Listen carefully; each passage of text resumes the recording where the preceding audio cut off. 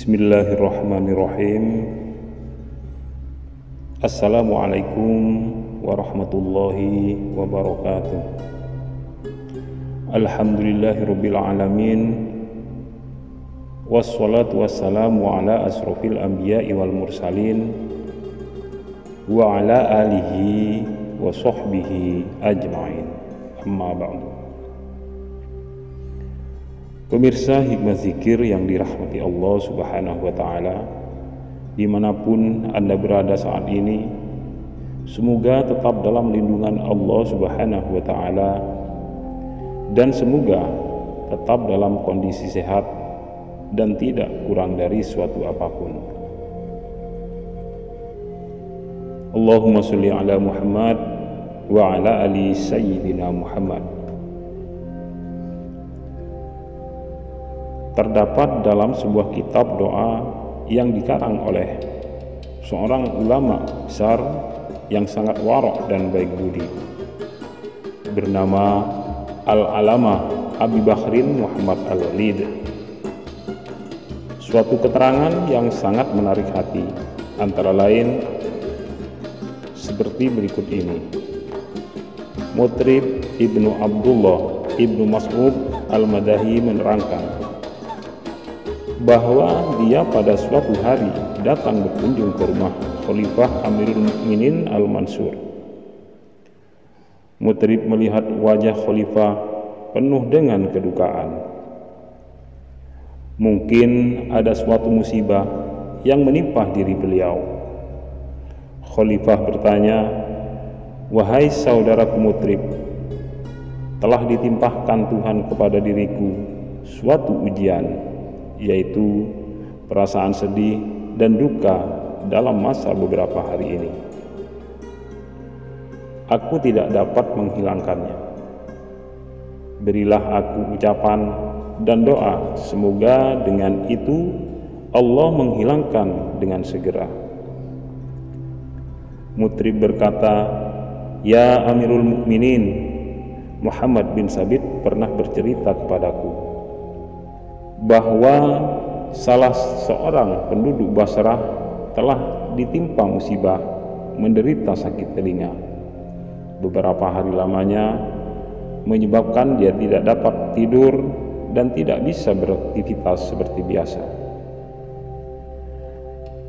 Hasan Basri berkata kepada si penderita itu, "Bacalah doa yang diamalkan dan selalu dibaca oleh Ula bin Hadrami radhiyallahu anhu.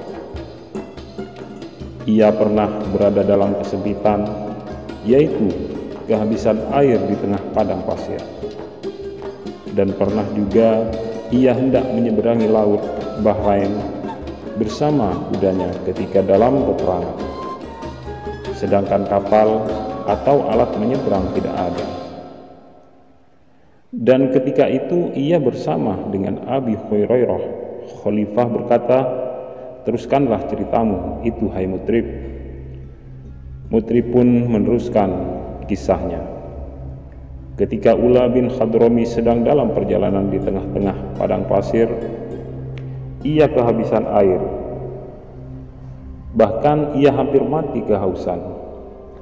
Lalu ia sembahyang 2 rakaat. Kemudian dibacanya beberapa kali doa tersebut, yang memang sudah menjadi bacaan dan amalannya beberapa lama sebelum itu. Dan tidak lama kemudian awan pun mendung dan turunlah air hujan dari langit sangat lebatnya. Mutrib melanjutkan ceritanya, begitu juga ketika Ula bin Hadrami pada suatu peristiwa hendak menyeberangi laut Bahrain bersama kudanya. Sedangkan alat penyeberangan tidak ada, ia sembahyang 2 rakaat, kemudian membaca doa tersebut di atas beberapa kali.